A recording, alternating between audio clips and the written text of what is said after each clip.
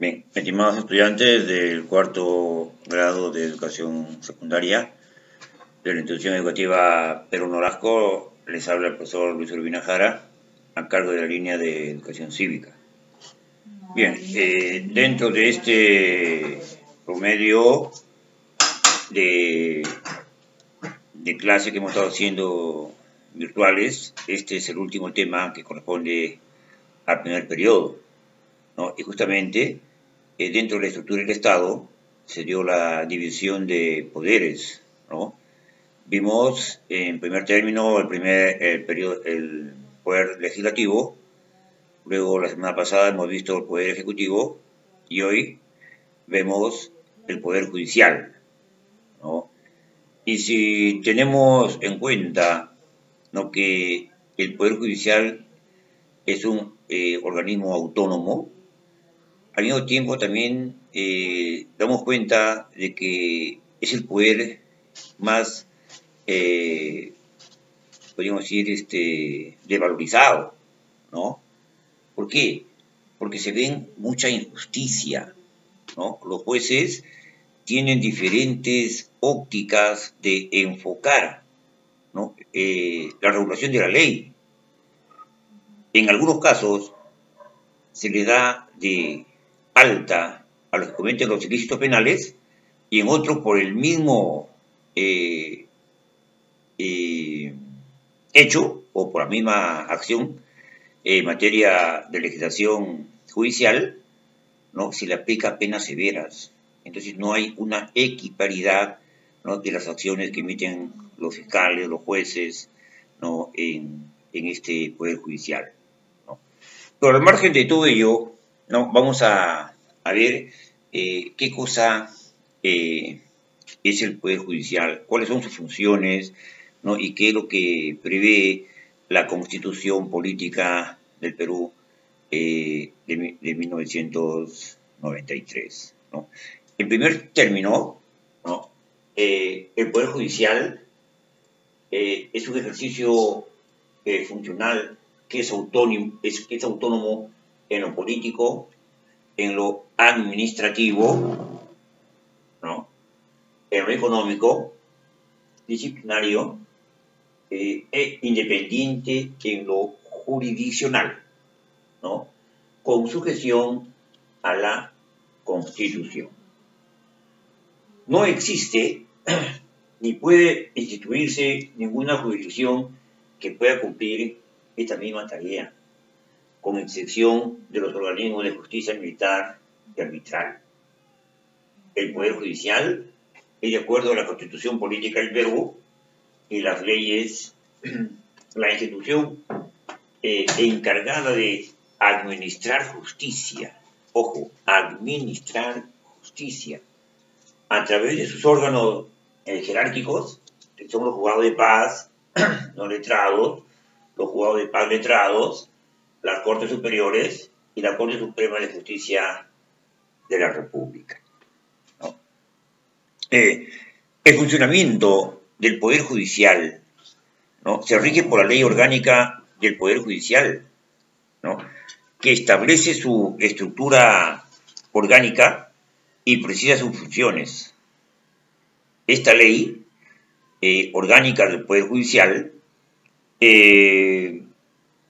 define los derechos y deberes de los magistrados, quienes son los encargados de la administración de justicia en nuestra nación, ¿no? Y estos, ¿no?, son aquellos que están siendo juzgados o a quienes están solicitando justicia, ¿no? Y por lo tanto, pues, también hay un apoyo aquí de apoyo a la labor de los integrantes de la magistratura, ¿no?, que indudablemente viene sancionando a aquellos jueces que están cometiendo, ¿no?, una inequidad en los términos de justicia. Bien, en ese sentido, la ley orgánica del Poder Judicial vigente, ¿no?, tiene su origen en el Decreto Supremo número 017 del 93, que fue promulgado el 28 de mayo del mismo año y publicado el 2 de junio también de 1993. Consta de 304 artículos, ¿no? Y una disposición complementaria única y 33 disposiciones finales y transitorias. En lo que respecta al Poder Judicial en la Constitución, ¿no? Porque también la Constitución ampara al Poder Judicial, ¿no? La Constitución Política del Perú, en su artículo 138, especifica claramente, ¿no? Dice, la potestad de administrar justicia emana del pueblo y se ejerce por el Poder Judicial a través de sus órganos jerárquicos con arreglo a la Constitución y a las leyes. Y el Perú actualmente se rige por la Constitución de 1993. ¿No? Esta misma Constitución de 1993, podríamos decir que en ella se fija la potestad exclusiva de administrar justicia del Poder Judicial, ¿no? Y que se cita igualmente en el texto único ordenado por la Ley Orgánica del Poder Judicial, que además precisa lo siguiente: no existe, ni puede establecerse jurisdicción alguna independiente, con excepción, ¿no?, de la justicia castrense, ¿no?, y la arbitral. Y es decir, que su ejercicio funcional es autónomo en lo político, en lo administrativo y en lo económico, ¿no? Disciplinario y independiente en la jurisdicción, con sujeción a la Constitución y a la Ley Orgánica del Poder Judicial, ¿no? Y eso, pues, es algo que en la actualidad, ¿no?, lo estamos viviendo. En cuanto a la estructura del Estado, ¿no?, en la estructura del Estado, el Estado peruano ya sabemos que está conformado por tres poderes, ¿no? Uno que es el Poder Ejecutivo, ¿no?, que es representado por el Presidente de la República. El Poder Legislativo, que está representado por el Presidente del Congreso.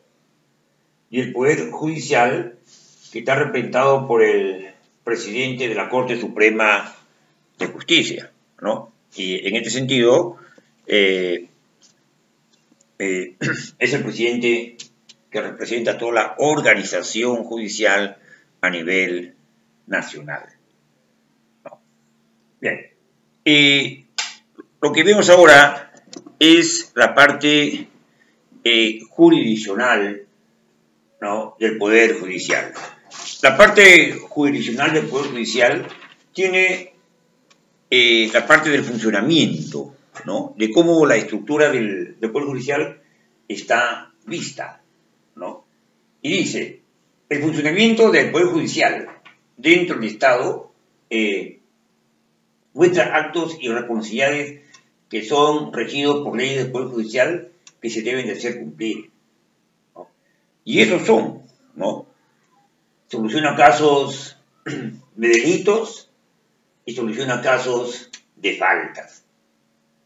Cuando se trata de la solución, ¿no?, de casos de delitos, dice que un delito es una acción antijurídica y una acción culpable que se castiga por la ley, ¿no?, mediante una pena o una medida de seguridad, ¿no? Y cuando hablamos que se castiga con una pena o una medida de seguridad, generalmente está relacionado a los daños a la persona, a la propiedad, ¿no? Por ejemplo, un asesinato, que es una pena, es un delito grave, ¿no? Un robo, una estafa, ¿no?, a gran cantidad de personas, etcétera, etcétera. Todo ello se dan por la solución de casos de delitos. Y cuando se da la solución, a casos de faltas, ¿no? Dicen, las faltas son infracciones involuntarias de la ley, ordenanzas o reglamentos a la cual se señala una sanción leve. Por ejemplo, una riña callejera, arrojar basura a lugares prohibidos, etcétera, etcétera, ¿no? Esto es solución a casos de faltas. Y ahí vienen también lo que son los juzgados de paz no letrados. ¿Qué hacen los juzgados de paz no letrados? Investigan y sancionan en casos de faltas menores de acuerdo a su competencia. Los juzgados de paz letrados resuelven las apelaciones realizadas sobre la sentencia de los juzgados de paz no letrados.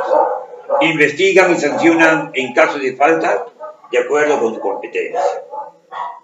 Luego vienen los juzgados especiales o mixtos, que investigan o realizan instrucciones de los casos que les son presentados.